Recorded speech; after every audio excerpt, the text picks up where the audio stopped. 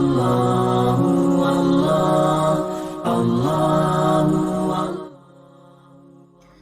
ایک خاتون یہ عرض کرتی ہیں کہ ایک 3 سال کی بچی ہے جو رات سوتے ہوئے خارش وغیرہ آنے پر نیچے شرمگاہ میں سوتے ہوئے ہاتھ ڈال لیتی ہیں، تو خارش وغیرہ کرتی ہیں سونے کی حالت میں، گویا وہ ہاتھ پلید ہوا، پھر جہاں جہاں وہ ہاتھ لگائے گی کیا وہ کپڑے اور جسم وغیرہ بھی ناپاک ہو گئے، اور وہ مجھے بھی ہاتھ لگاتی ہے سوتی ہوئی، تو کیا میں بھی ناپاک ہو جاؤں گی؟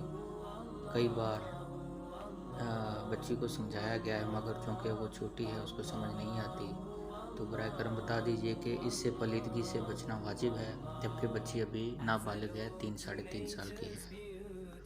الجواب: شرمگاہ کو ہاتھ لگانے سے ہاتھ ناپاک نہیں ہوتا، جب تک ہاتھ پر نجاست نہ لگے تب تک ہاتھ ناپاک نہیں ہوگا۔